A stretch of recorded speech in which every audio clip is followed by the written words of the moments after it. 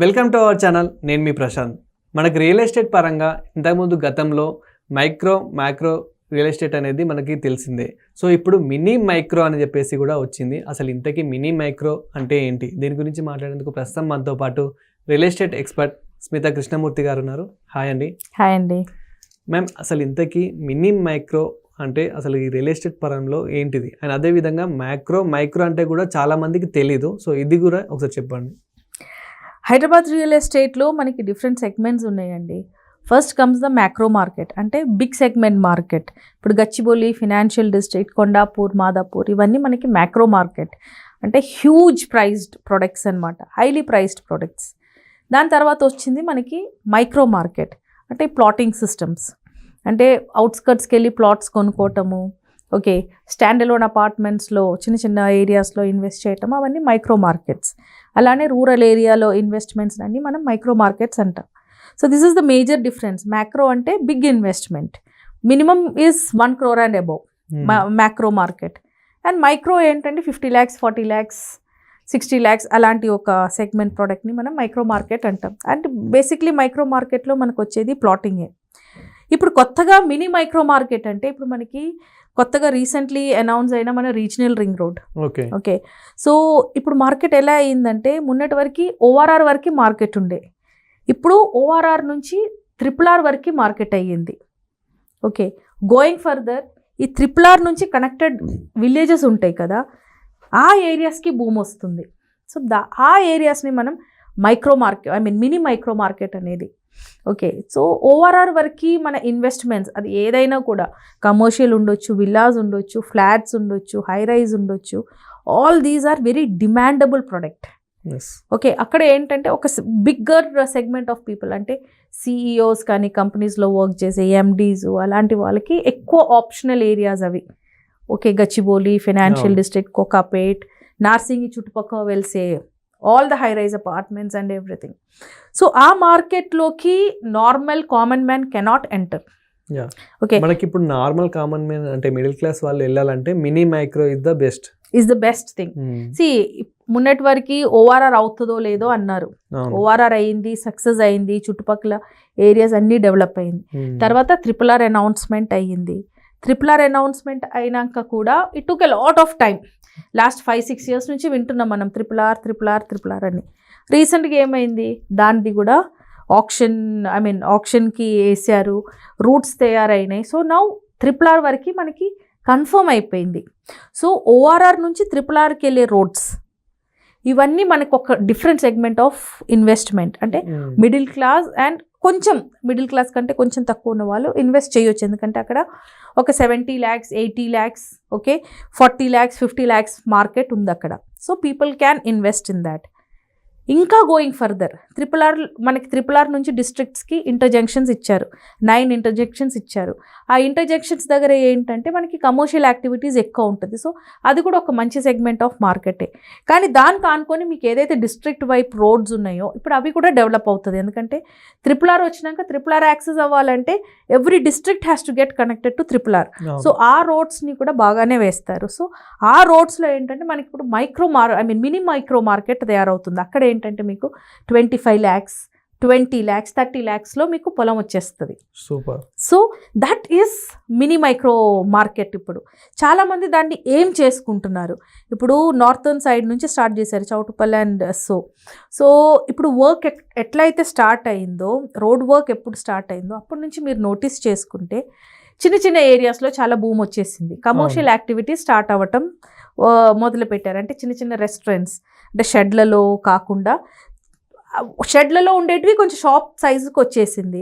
Similarly is like cool drinks, recreational యాక్టివిటీస్కి you can see that market growing. మొన్నటి వరకు it was all completely barren lands అనొచ్చు, అంటే just normal village roads, village atmosphere ఉంది. కానీ ఇప్పుడు మనకి ఏదైతే ఈ RRR వర్క్ స్టార్ట్ అయ్యిందో ఆ RRR చుట్టుపక్కల మీరు ఆ రోడ్కి చుట్టుపక్కల చూసుకుంటే చిన్న చిన్నగా mini micro market segment is అక్కడ పుడతా ఉన్నాయి, ట్రాన్సాక్షన్స్ అవుతా ఉన్నాయి. ఇంకా అక్కడ కాకుండా మనకి ఎక్కడెక్కడ మినీ మైక్రో ప్లేసెస్ ఉన్నాయి, అదేవిధంగా ఏ ప్లేసెస్లో తీసుకుంటే బెస్ట్ అంటారు, మనకి ఫ్యూచర్లో కూడా గ్రోత్ ఉండేలాగా, సో ఏ ప్లేస్లో తీసుకుంటే బెస్ట్, ప్రైజెస్ ఎలా ఉన్నాయి? మీ ఫండింగ్ని బట్టి యూ క్యాన్ ఇన్వెస్ట్ అండి. ఇప్పుడు మీ దగ్గర ఎక్కువ డబ్బులు ఉన్నాయంటే you can invest in big projects.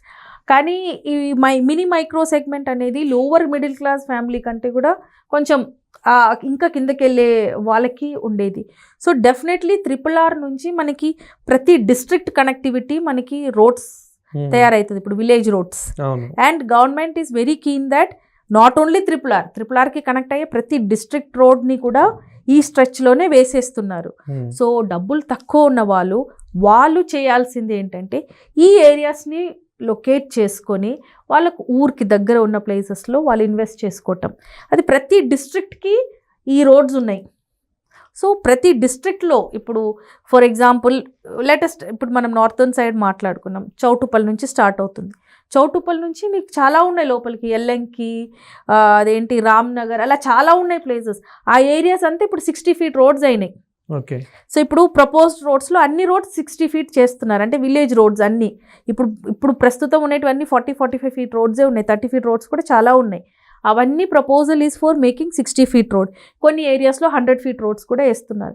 ఇప్పుడు మీరు ఇన్వెస్ట్ చేయాలి అనుకుంటే మాత్రం అలాంటి లొకేషన్స్లో, కాకపోతే హైదరాబాద్ నుంచి వెళ్ళి ఎవరు అక్కడ ఇన్వెస్ట్ చేయరు. చుట్టుపక్కల ఊర్లలో వాళ్ళు ఏంటంటే ఫర్ గెటింగ్ బెటర్, అంటే రేపు ఫ్యూచర్లో ట్రేడింగ్ చేయొచ్చు. ఒక 4-5 years ఆగి ఇక్కడ ఈ రోడ్స్ అన్నీ పడ్డాక డెఫినెట్లీ ఆ ఏరియాస్కి బూమ్ వస్తుంది. సో అప్పుడు వాళ్ళు ట్రేడింగ్ కూడా చేసుకోవచ్చు. ఇప్పుడు మహా అంటే వాళ్ళకి 15 lakhs, 20 lakhs, 25 lakhsలో వాళ్ళకి ఒక ప్రాపర్టీ వచ్చేస్తుంది, 200 or 300 SFT. ఇంకా డబ్బులు ఉంటే ఎకరాలలో కొన్ని పెట్టుకోమని చెప్పండి, ఎందుకంటే అక్కడ డెఫినెట్లీ కమర్షియల్ యాక్టివిటీస్ పెరుగుతుంది. ఎకరాలలో ఉంటే ఇంకా ఎక్కువ వాల్యూ ఉంటుంది. అంటే మోస్ట్లీ ఇప్పటికి కూడా చాలామంది ఈ హైదరాబాద్ నుంచి వచ్చేసి ఇంకా చాలా ఏరియాస్ నుంచి వచ్చేసి విలేజెస్లలో ఇప్పటికీ కొంటున్నారు. బట్ వాళ్ళు కొనడం వల్ల ఇంకా చుట్టుపక్కల ఉన్న వాళ్ళ ల్యాండ్స్ కూడా డిమాండ్ అయిపోయి, సో విలేజ్ వాళ్ళు అక్కడ ల్యాండ్స్ కొందామంటే సో ఇక్కడ వాళ్ళ వల్ల డిమాండ్ అయిపోయి అని చెప్పేసి వాళ్ళు తగ్గిపోతున్నారు. సో ఇది మీకు అర్థమైంది కదా? ఎస్. బేసిక్గా విలేజ్లో ఇప్పుడు రియల్ ఎస్టేట్ బాగా పెరిగిందండి. చాలా మటుకి కమర్షియల్ యాక్టివిటీస్ ఎక్కువనే ఉన్నాయి విలేజెస్లో. సో కరెక్ట్గా ప్లాన్ చేసుకొని ఇప్పుడు RRR ఏదైతే వస్తుందో కరెక్ట్గా ఫోకస్ చేసుకొని ఆ చుట్టుపక్కల ఊర్లో కరెక్ట్ ఇన్వెస్ట్మెంట్ చేయగలిగితే మాత్రం there is lot of money there. అందరూ వచ్చి హైదరాబాద్లోనే పడాలని లేదు. అండ్ ఇంకోటి, Hyderabad is highly prized now. ఇక్కడ నుంచి ఇంకా అప్రిషియేట్ అవ్వడానికి చాలా టైం పడుతుంది. ఇప్పుడే మీరు చూస్తున్నారు లాస్ట్ 2-3 years నుంచి మార్కెట్ స్టాగ్నెంట్ ఉంది. ఎక్కడున్న ప్రైస్ అక్కడే ఉంది, పెరగట్లేదు, తగ్గట్లేదు.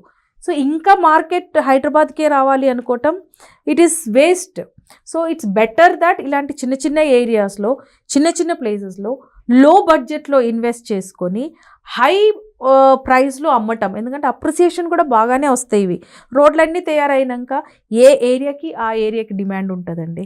సో విలేజ్లో ఉన్న వాళ్ళకి కూడా ల్యాండ్ మాత్రం అస్సలు అమ్ముకోవద్దని చెప్పండి. డెఫినెట్లీ, ఎందుకంటే ఈ ఇంటర్జంక్షన్స్, ఈ RRR ఏదైతే రోడ్స్ వెళ్తున్నాయో అలాంటి భూములకి రేపు ఫ్యూచర్లో చాలా డిమాండ్ ఉంటుంది. ఎందుకంటే for example I will tell you, Andhra side ఇప్పుడు మీరు చూసుకుంటే చాలా రోడ్స్ వేశారు. Okay, connecting national highways. ఆ చుట్టుపక్కలంతా ఎకరం ఇప్పుడు 4 కోట్లు 3 కోట్లు అయినాయి.